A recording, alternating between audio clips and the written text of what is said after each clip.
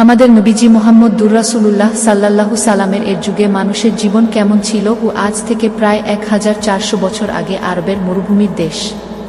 চারদিকে উত্তপ্ত বালু, উটের কাফেলা আর ছোট ছোট জনপদ। তখনকার পৃথিবী আজকের মতো আধুনিক ছিল না।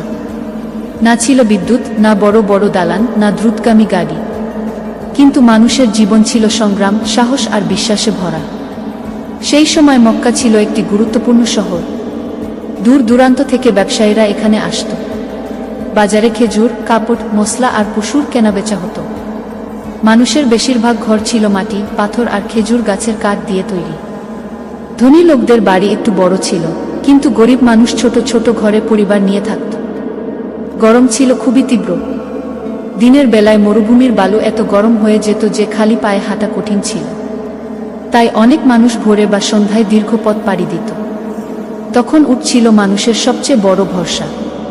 উটের কাফেলা মরুভূমি পেরিয়ে এক শহর থেকে আরেক শহরে যেত। ব্যবসায়ীরা মাসের পর মাস সফর করত।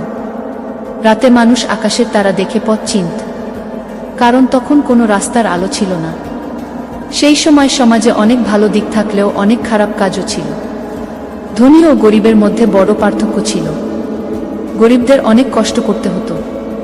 অনেক মানুষ দাস হিসেবে জীবন কাটাত। মেয়েদের অবস্থাও খুব কঠিন ছিল।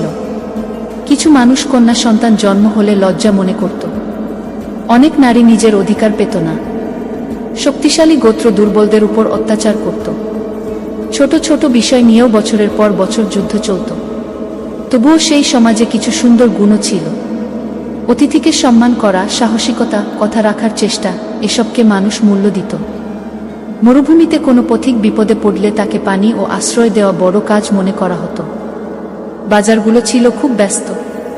ব্যবসায়ীরা জোরে ডাক দিত, উটের ঘণ্টার শব্দ শোনা যেত, আর মানুষ দূরের খবর জানতে বাজারে ভিড় করত। খাবারের মধ্যে খেজুর, দুধ, রুটি আর মাংস বেশি জনপ্রিয় ছিল। পানি ছিল খুব মূল্যবান। রাতে পরিবারগুলো একসাথে বসে গল্প করত। বয়স্করা পুরনো যুদ্ধ, সাহস আর মরুভূমির কাহিনী বলত। সেই সময় মানুষ গোত্র নিয়ে খুব গর্ব করত। নিজের গোত্রের জন্য জীবন দিতেও প্রস্তুত থাকত। কিন্তু সমাজে অন্যায়, হিংসা আর অবিচারও বেড়ে গিয়েছিল। গরিব ও দুর্বলদের অনেকেই নিরাপত্তা পেত না। তারপর ধীরে ধীরে মানুষের মধ্যে সত্য, ন্যায়, দয়া আর মানবতার শিক্ষা ছড়াতে শুরু করল। মানুষ বুঝতে লাগলো অহংকার নয়, মানুষের মর্যাদা তার চরিত্রে। শক্তি নয়, ন্যায়বিচারই সবচেয়ে বড় জিনিস। একসময় সেই মরুভূমির সমাজ বদলাতে শুরু করল। মানুষ একে অপরের সাহায্য করতে শিখল, গরিবদের অধিকার নিয়ে কথা বলতে শিখল, নারীদের সম্মান